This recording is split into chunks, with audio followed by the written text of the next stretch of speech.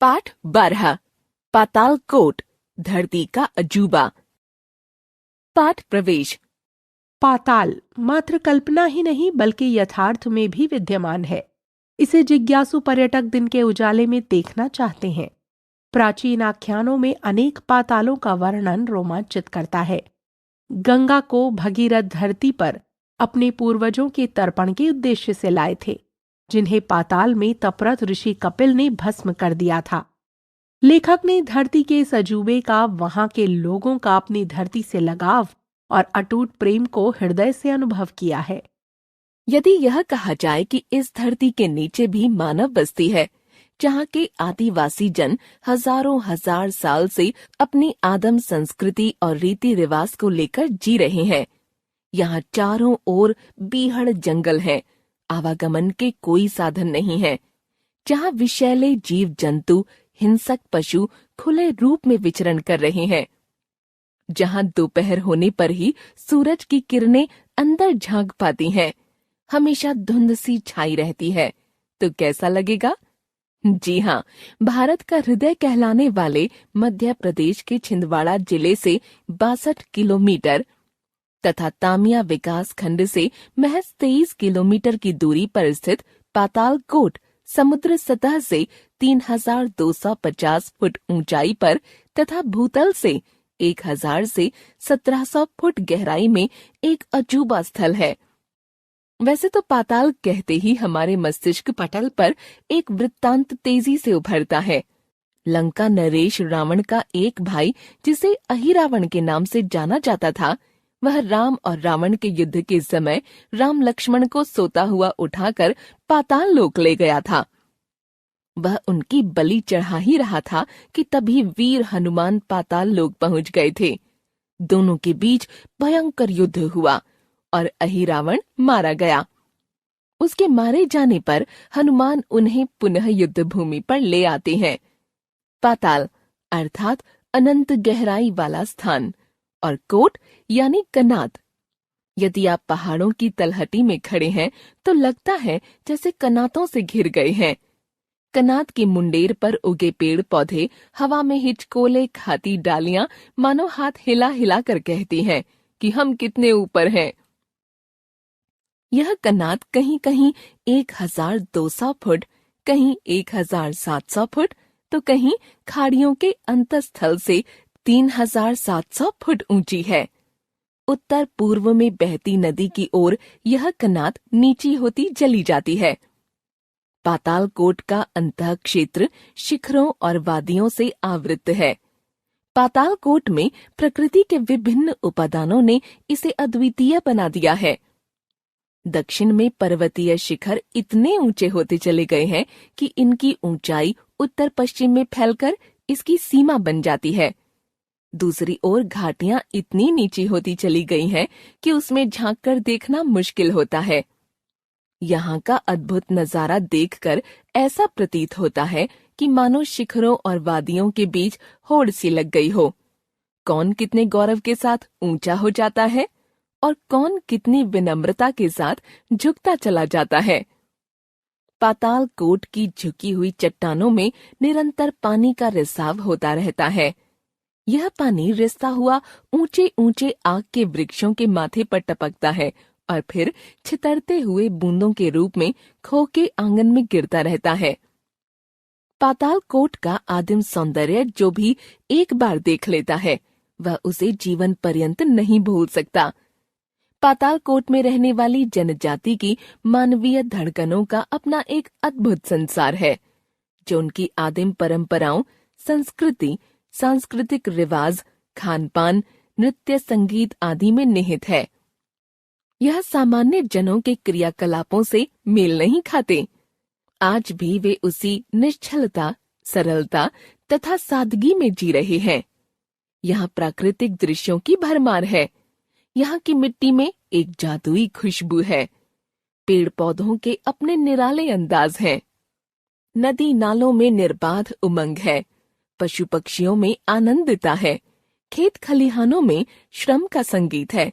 चारों तरफ सुगंध ही सुगंध है। खूबसूरत पेड़ पौधों की भरमार, रंग बिरंगे फूलों से लदी फदी डालियां, शीतलता और मंदहास बिखेरते कलकल के गीत सुनाते आकर्षक झरने नदी का किसी रूपसी की तरह इठलाकर, बल खाकर, मचल कर चलना सबको मोहित करने में सक्षम है। इस प्राकृतिक सुषमा के बीच 4 चांद लगाती है घास फूस से बनी झोपड़ियां। इनकी दीवारों पर खड़िया तथा गेरू से प्रतीक चिन्ह उकेरे जाते हैं।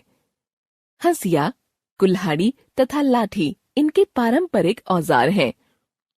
ये मिट्टी के बर्तनों का ही उपयोग करते हैं। ये अपनी धरती को मां का दर्जा देते हैं।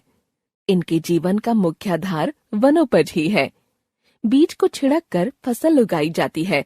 पारंपरिक खेती कर ये कोदो, कुटकी तथा बाजरा उगा लेते हैं। महुआ इनका प्रिय भोजन है। महुआ के सीजन में ये उसे बीन कर तथा सुखाकर रख लेते हैं और इसकी बनी रोटी बड़े चाव से खाते हैं। शहरी चकाचौंध से कोसों दूर आज भी वे सादगी के साथ जीवन यापन करते हैं। कमर के इर्द गिर्द कपड़ा लपेटे, सिर पर फड़िया बांधे, हाथ में कुल्हाड़ी अथवा दराती लिए, होठों पर मंद मंद मुस्कान ओढ़े ये आज भी देखे जा सकते हैं। सरकार द्वारा विकास के नाम पर केवल कोर्ट में उतरने के लिए सीढ़ियां बना दी गई हैं, लेकिन इनका उपयोग न करते हुए ये अपने बने बनाए रास्ते पगडंडियों पर चलते नजर आते हैं। हाट बाजार के दिन ही ये ऊपर आते हैं और इकट्ठा किया गया वनोपज बेचकर मिट्टी का तेल तथा नमक आदि लेना नहीं भूलते, जो चीजें जंगल में पैदा नहीं होती। यही उनकी न्यूनतम आवश्यकता होती है। एक खोज के अनुसार पातालकोट में पहले 20 गांव थे, लेकिन प्राकृतिक प्रकोप के चलते वर्तमान समय में केवल 12 गांव ही शेष बचे हैं। एक गांव में 4-5 अथवा 7-8 से ज्यादा घर नहीं होते।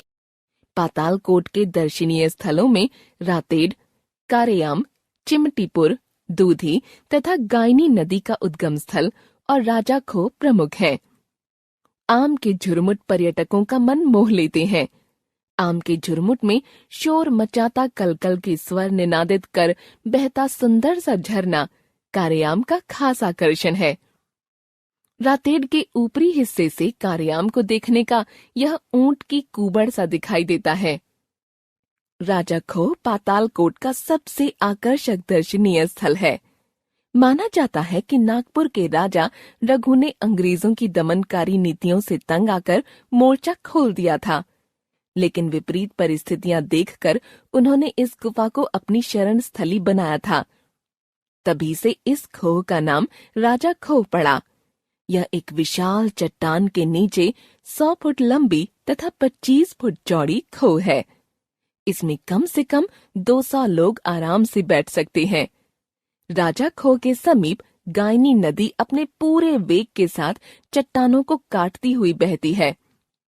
नदी के शीतल तथा निर्मल जल में स्नान कर व तैरकर सैलानी अपनी थकान भूल जाते हैं।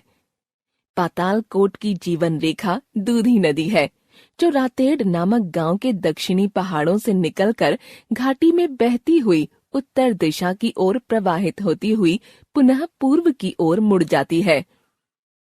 पक्षियों की चहचहाहट, हर बहेड़ा आंवला, छायादार तथा फलदार वृक्षों की सघनता, धुंध और हरी तिमा के बीच धूप छांव की आंख मिचौनी राजा खोह की सुंदरता में 4 चांद लगा देते हैं और उसे एक पर्यटन स्थल विशेष का दर्जा दिलाते हैं। इनका एक भयावह पक्ष भी है। दोपहर ढलते ही हिंसक पशु पक्षी अपने शिकार की तलाश में अपनी अपनी मान से निकल पड़ते हैं। सूरज की रोशनी में कभी नीले तो कभी काले कलूटे दिखने वाले अनोखी छटा बिखेरते पहाड़ों की श्रृंखला किसी विशाल काय राक्षस से कम दिखाई नहीं पड़ती। खूबसूरत जंगल जो अब से ठीक पहले हमें अपने सम्मोहन में समेट रहा होता था, अब डरावना दिखाई देने लगता है। एक अज्ञात भय मन के किसी कोने में आकर सिमट जाता है। इस बदलते परिवेश में पर्यटक वहां रात गुजारने की बजाय अपने अपने होटलों में आकर दुबकने लगते हैं, जबकि जंगल में रहने वाली जनजाति के लोग बेखौफ अपनी झोपड़ियों में रात काटते हैं।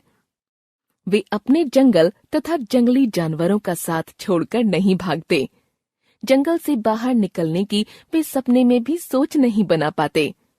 जीना यहाँ मरना यहाँ की तर्ज पर ये जनजातियां बड़े सुकून के साथ अलमस्त होकर अपने जंगल से खूबसूरत रिश्ते की डोर से बांधे रहते हैं। अपनी माटी के प्रति अनन्य लगाव और उनके अटूट प्रेम को देखकर एक सूक्ति याद हो आती है। जननी जन्म भूमिश्च स्वर्गाद पियगरीयसी। जननी और जन्मभूमि स्वर्ग से भी महान होती है। इस बात को फलितार्थ और चरितार्थ होते हुए यहाँ देखा जा सकता है। यदि इस अर्थ की गहराइयों तक कोई पहुँच पाया है तो वह यहाँ का वह आदिवासी है जिसे हम केवल जंगली कहकर इतिश्री कर लेते हैं, लेकिन सही मायने में वह धरती पुत्र है जो आज भी उपेक्षित है। लेखक गोवर्धन यादव।